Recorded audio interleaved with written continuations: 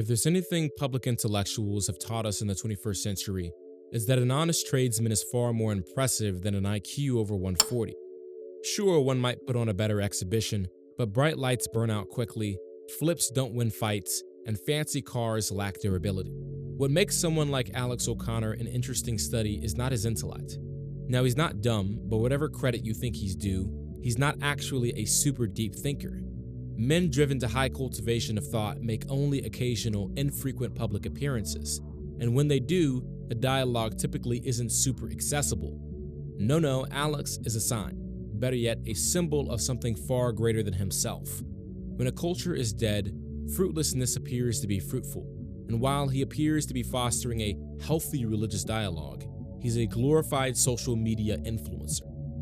Alex is a symbol of Western decadence. We've forgotten that because he reads books and speaks with a British accent, but influencers are not scholars. Talent in one doesn't prove he has skill in the other.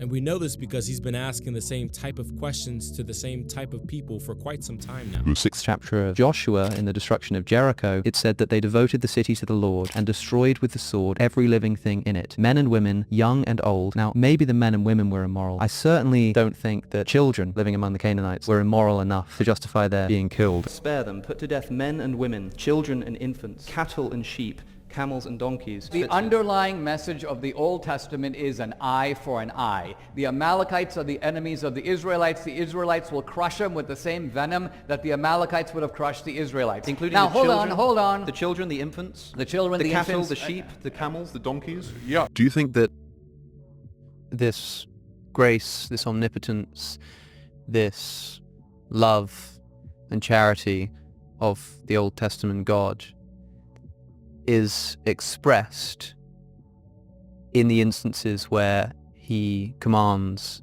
the complete obliteration of entire nations of people, including the women and the children? Though he's often praised for his courageous stances against Christianity, Alex doesn't seem like he really wants to get anything done. In a world where young men are pretty disillusioned by their society, moderated debates now seem frivolous. And here's where I question Alex's zeal. If there's no answer to the question of genocide, then leave the faith alone. He's apparently been sorting out the answers for years and still can't make up his mind. If it's a deal breaker, then it can't quite seem to break the deal. Alex keeps signing the contract and stepping into the ring with this supposedly genocidal religion every week. One would think, if you're so grieved by genocide and Christianity doesn't have the answer, find the fix. Well, Alex may not understand his actions, but I certainly do. Alex's atheism is the result of a senile Christendom. The church doesn't rival the state's authority, no one builds cathedrals, and cathedrals are now museums. Only in a time such as this could ever give someone like Alex a voice, meaning whatever is good about his society is credited to Christianity, including the freedom to challenge it. Every ruler throughout history swore by the faith he remains unconvinced of. The institutional shell is empty, but still remains and affords certain privileges. So the convenience now created by a dead Christendom affords his atheism popular amusement. This is to say, a society that is not building any enduring institutions in God's name will always give people like Alex far more attention than they deserve. Simply put, we're not going anywhere, so modernity's decadence has allowed for all manner of self-amusement. In many ways, Alex is just a high-tech iShow speed. Neither one is accomplishing more than the other, but of the two, iShow speed is actually far more commendable. What Alex does is an exercise in insanity. If God isn't real, one must ask why the atheist is so obsessed with him. In denying God, he affirms him. He chooses to target Christianity because it's the only religion that couches a coherent worldview. Actions always speak louder than words, and if you spend your life excavating a cave, you can't keep saying there's nothing of value there.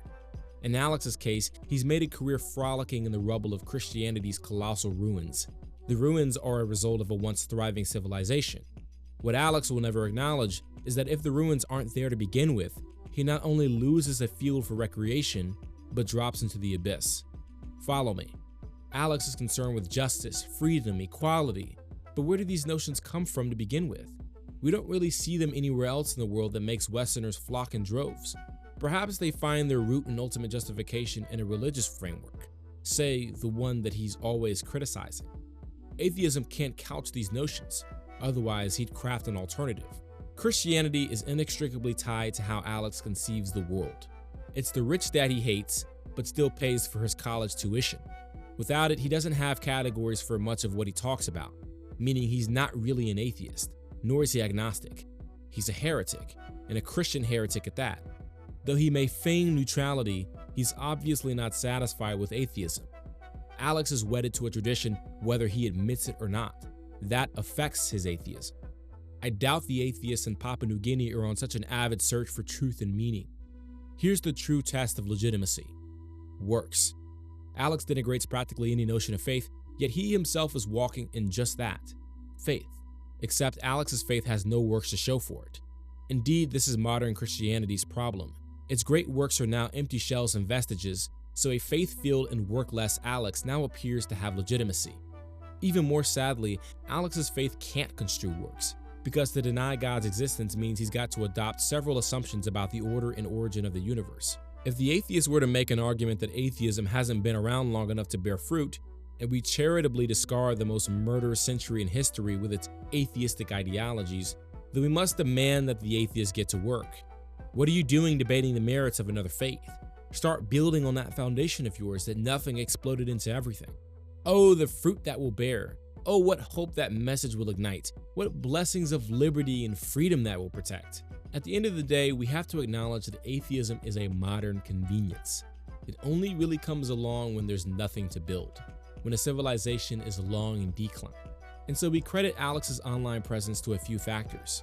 First things first, he's not just an atheist, but a far cry from a Reddit game cheer atheist. He actually gets haircuts. Couple that with a posh accent, calm demeanor, and false sincerity, and you've got someone who's likable to the undiscerning eye. This persona makes him appear like a neutral observer, merely awaiting evidence when no proper evidence will suffice. Because Alex refuses to do one thing: abandon his rationalistic, humanistic framework. This becomes evident in how he selects his opponents. Notice how he picks the rationalist. Those are Christian apologists who are willing to play the same game he does, not the thinkers who will challenge his foundational assumptions. You see, Alex doesn't assess a raw fact of experience by itself, because no one does. We all filter and examine information through our most foundational assumptions about God and the universe. He won't unhinge himself from a humanistic framework, which is why he's willing to waste time debating miracles or the problem of evil, when these categories are incoherent outside of a world where God sets the standard. He's essentially trying to understand basketball out of a soccer rulebook, which is why he can continue to justify his ongoing skepticism. Christianity can't find and will never answer any of his questions until he acknowledges the Christian God is real. Alex, of course, has to avoid that conclusion for the risk of his platform, which leads us to the obvious problem. Alex is hostile to the faith. Is he completely insincere? No, but he's not asking Islam for a premium ad spot anytime soon. So I'm left to ask, what drives Alex? If he was fully aligned with his conclusions, then technically he shouldn't care. In an atheist world, murder has no moral quality to it. Who cares how one set of molecules moves in relation to another set of molecules? So again, what drives him? The answer is worship. All of life is worship, and behind the veil of respectability is a man seeking self-worship. No one talks about idolatry anymore, but Alex is a premium cut steak of idolatry. Despite what Greeks taught, man is not first and foremost a thinking being. Man is a worshiper. The intellect only serves what you worship. Alex's actions may not cohere in the realm of rational discussion, but they cohere in the realm of liturgy. The debate forum is like a sanctuary. His personal studies are akin to devotion. His YouTube channel upkeep is temple maintenance for sweet, fragrant offerings to bless his God, and his donations are like the tithe to aid ministerial efforts.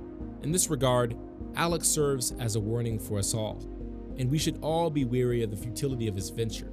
He's not moving anywhere because he worships himself. That's why he doesn't see the fruitlessness of his actions, nor does he care. So let him be a reminder to us all. It's never whether or if you worship, but always who you worship. If you enjoyed this video, make sure you subscribe, like, and comment to support the channel's efforts. As always, thanks for watching, and we can't wait to see you in the next episode.